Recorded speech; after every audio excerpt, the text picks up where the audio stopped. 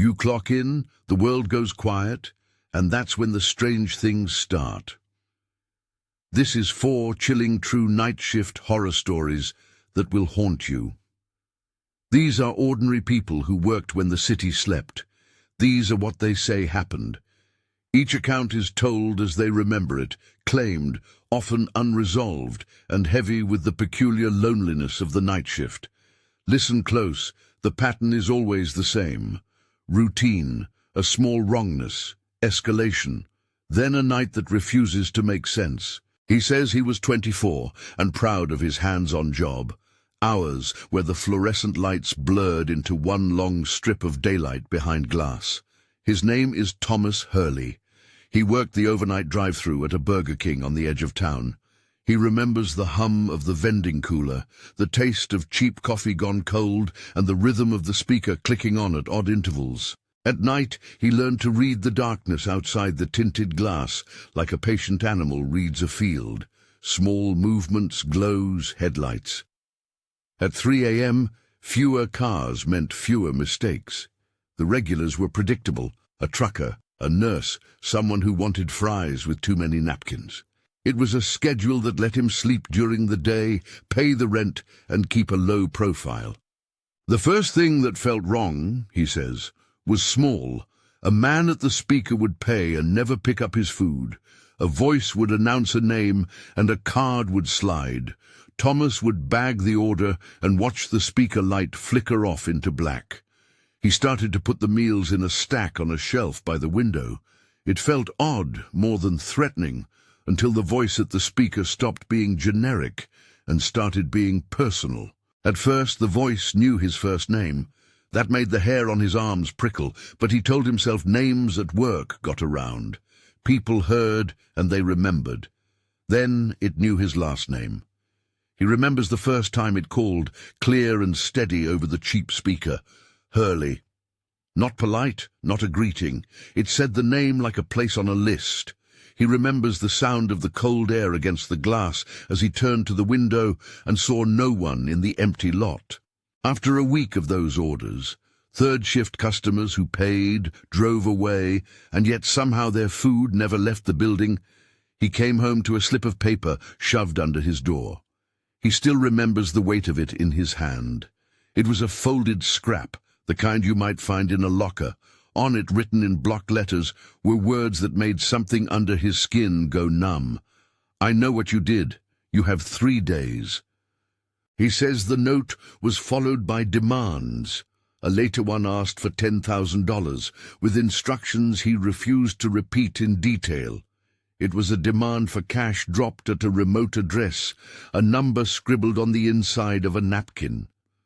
Thomas says he called the police. He says he told his manager and kept the levy at work to a minimum, not wanting anyone else to panic.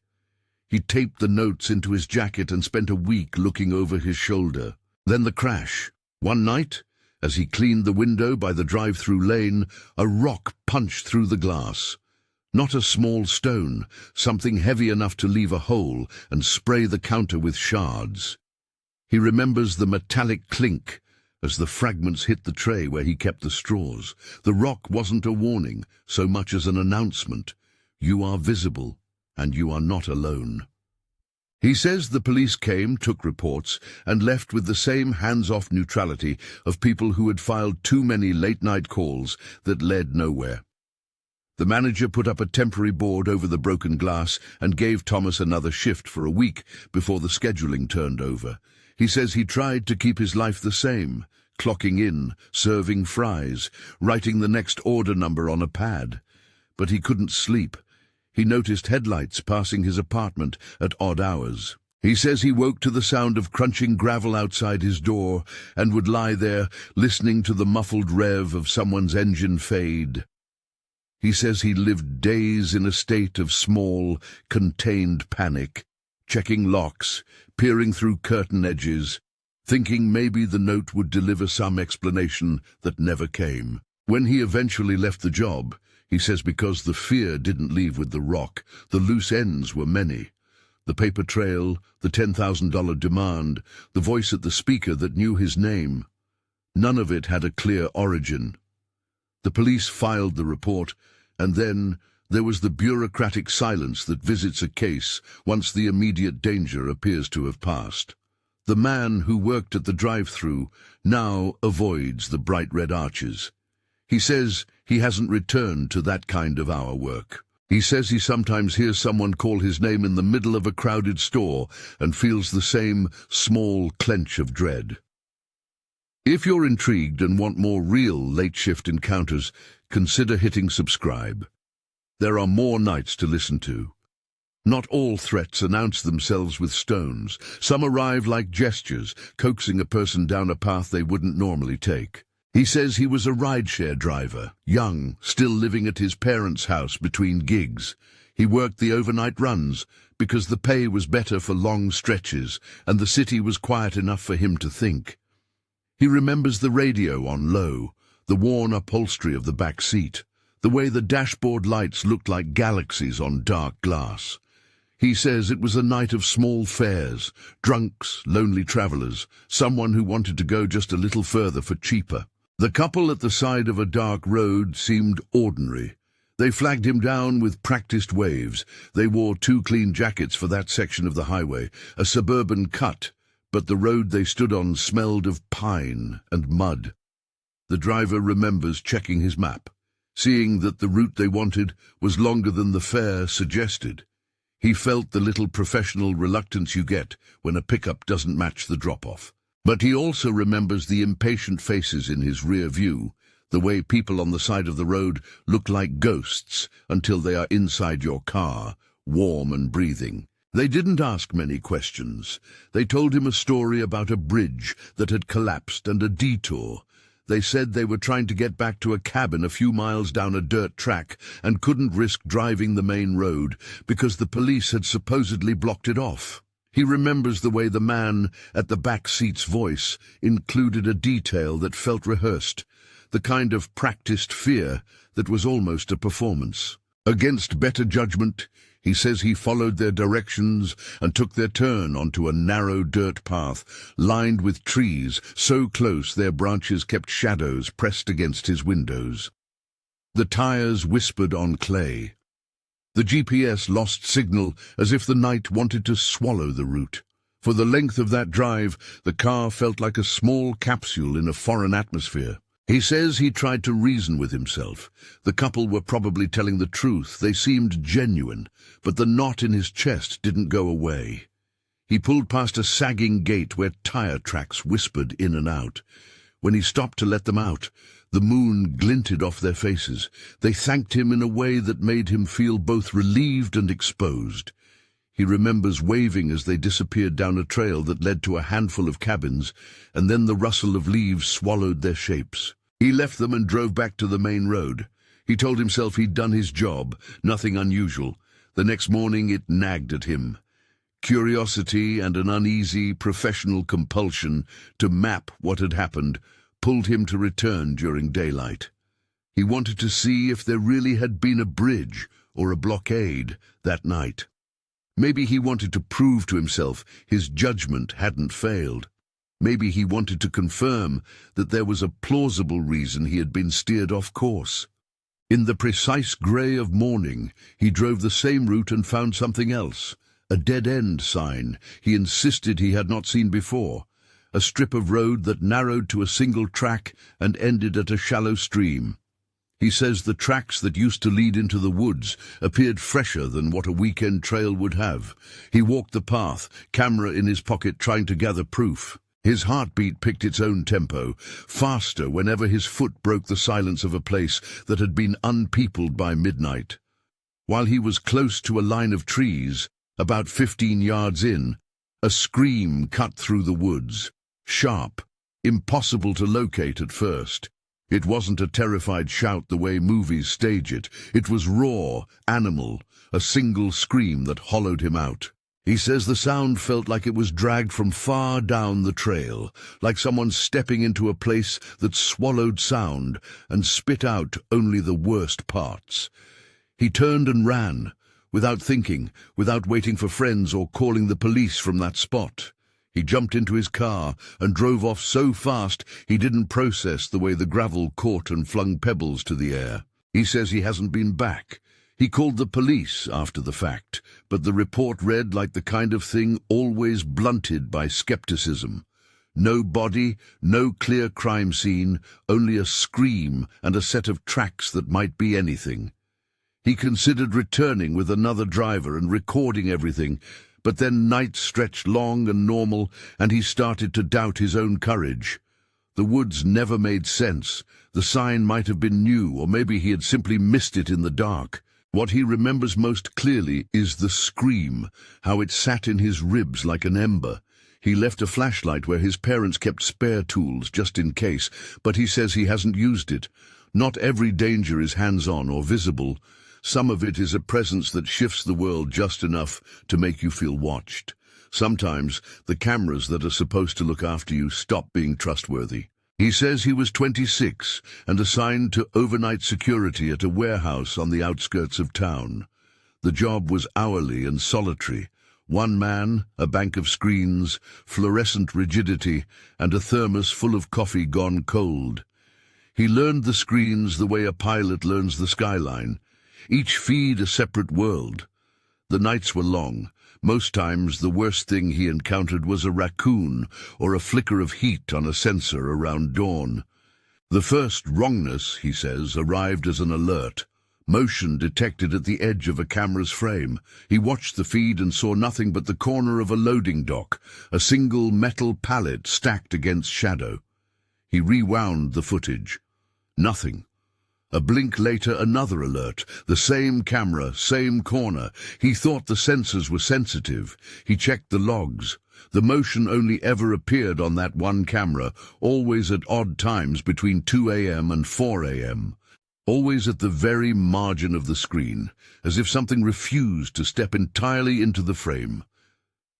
Then the sound came. At first, it was small. The scrap of metal against metal like a shoe sliding.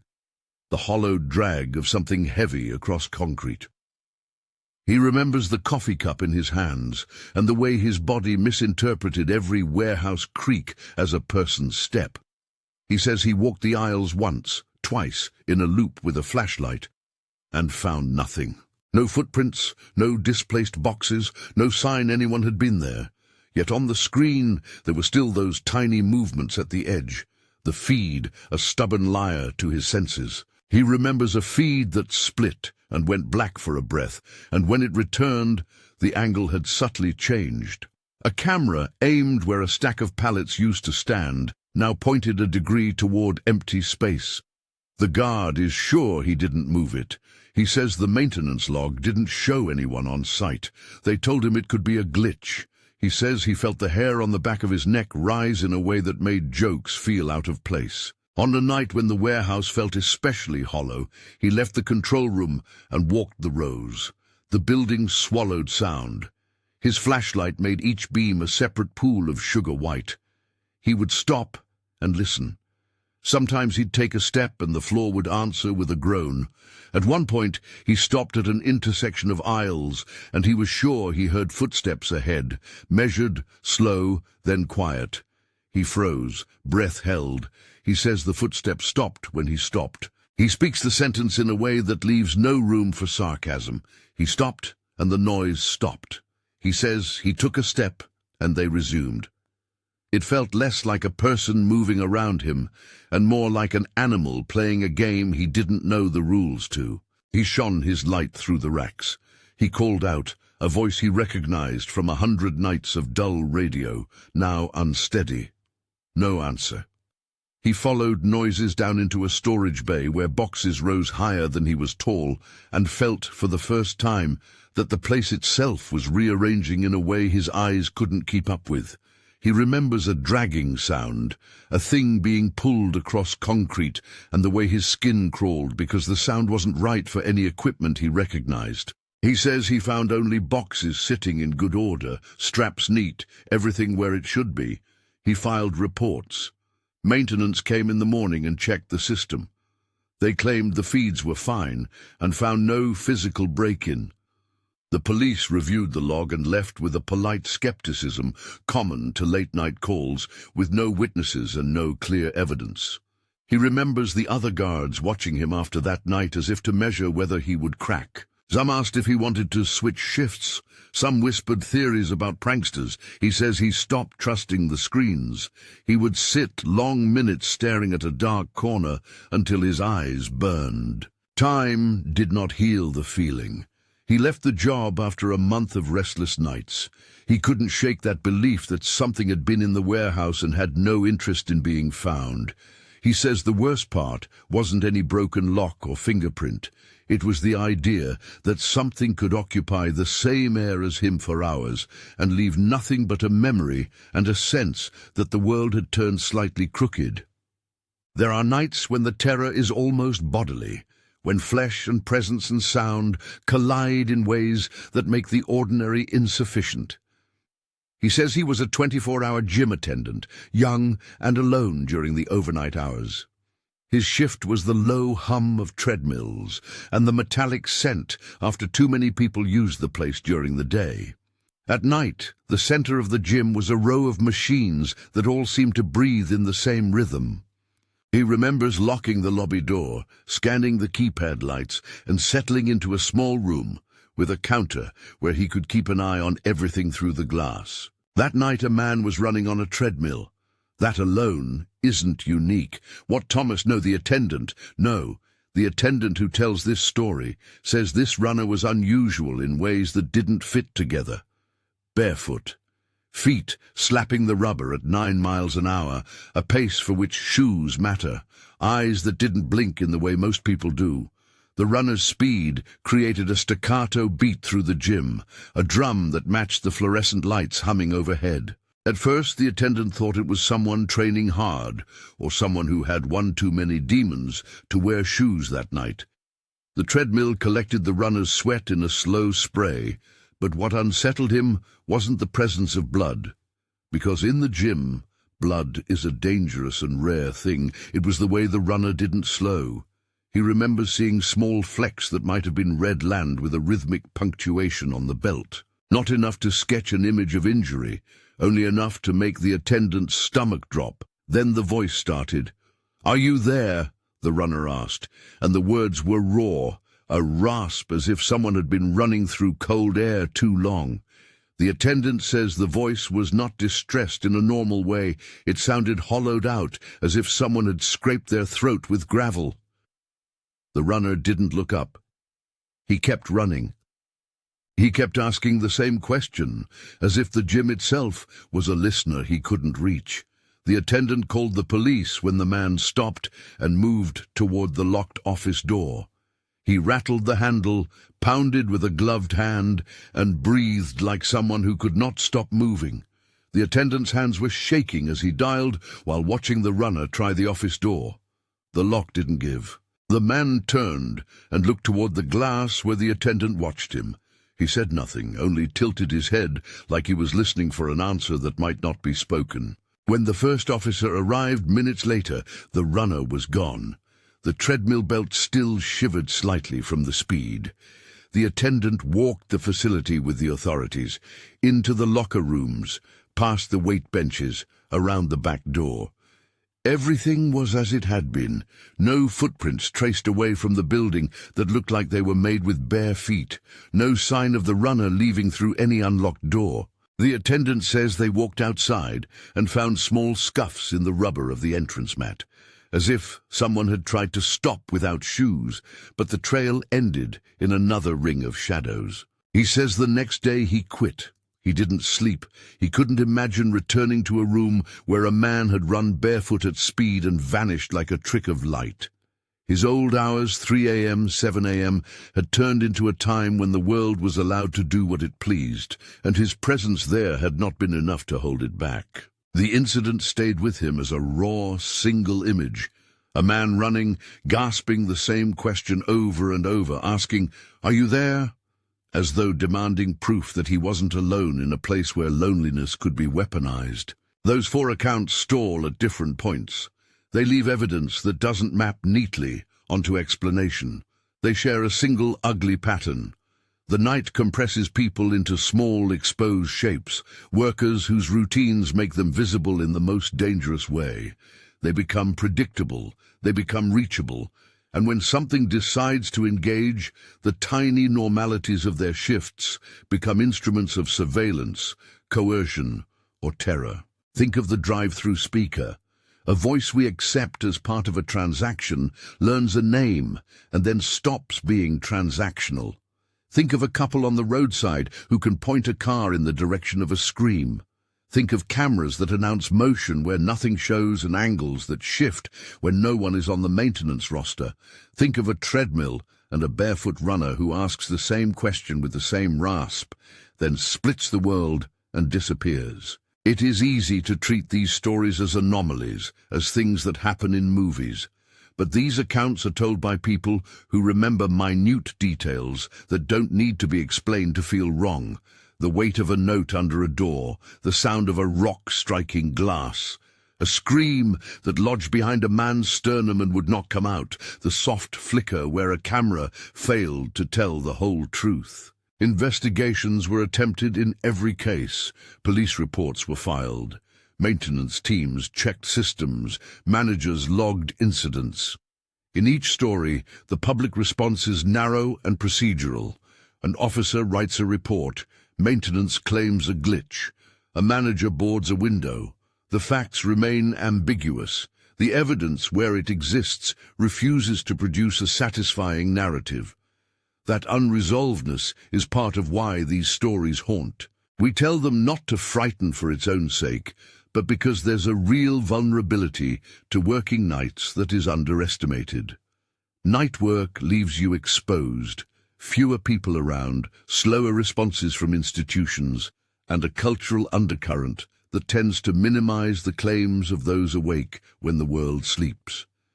The people who tell these stories are not sensationalists. They are workers who suddenly learned their shifts could be read by others, could be manipulated, could be violated. If you find yourself wondering whether to take night shifts after watching this, remember, this is not a how-to. These are testimonies, not instructions. They are accounts that demand caution and empathy, not a manual for confrontation. Here are the threads that braid these nights together. All four narrators describe a keen attention to pattern, the way a place sounds when it is empty, the beat of the fluorescent lights, the smell of warm metal. They describe how these small consistencies are useful, how they help enforce a rhythm to their lives. Then something shifts, the rhythm bastardized into a new cadence. The recorded patterns, voices, camera feeds, road signs, a treadmill's belt turn from benign habits into tools of surveillance, proxies for someone else's intentions. The unresolved elements are not merely narrative tricks. They reflect a gap between what people see and what the systems meant to protect them can do. Tape over a broken window lasts one shift. A police report becomes a file in a drawer. Surveillance footage, if it exists, can be corrupted, repositioned, or stripped of context. Even the human elements, managers, maintenance officers, can be well-intended and ineffective at the same time. And there is a psychological toll. Sustained hypervigilance, the interruption of sleep cycles, the small changes in behavior that fatigue and fear breed. The Burger King worker changes his route home. The rideshare driver avoids certain roads. The guard watches screens with a new, distrustful eye. The gym attendant never locks himself back into the same routine. Their lives are rearranged by moments that didn't have to be violent to be devastating. Rules of evidence and legal constraints mean some things remain forever beyond our reach. Where there are demands for cash, where notes are slid under doors, where footsteps stop when someone stops, the motives and identities of those who make those choices stay vague. That uncertainty is part of the horror. We live with ambiguity every day, but the night concentrates it until it is something you can almost touch. If these stories stir something in you, whether curiosity or a memory, there's a place for that. People who work nights often have stories that don't travel well into daytime conversation. If you have a night shift story of your own, share it in the comments. If you want more accounts like these, subscribe and we'll keep telling them. But don't leave thinking this is mere entertainment. The victims here are real in the sense that they lived those nights. They are ordinary workers whose lives, for evenings at least, were rearranged and who were left with questions that don't close. The note under the door, the scream in the woods, the camera that won't show a full frame, the runner who vanished. None of those things resolved into tidy endings. They linger. They leave skin-cold gaps that do not stop being felt when the lights come up. So when you clock in and the world goes quiet, remember that quiet is not always peace. These are 4 true claimed accounts of nights that refuse to stay inside the lines of ordinary life. They are not proof of supernatural force, nor are they guaranteed cases for law enforcement. Only fragments of real experiences from people who found the night stranger than they expected. You will sleep tonight. Somewhere, someone else will not. If you worked nights and have been through something similar, tell your story below. Share what happened, how you felt, and how it changed the way you move through quiet hours. And if you want to hear more true night shift accounts that peel back the skin of late-night routines, subscribe now and join us for the next set of stories. For now, leave the lights on a little longer. These are the nights that will haunt you.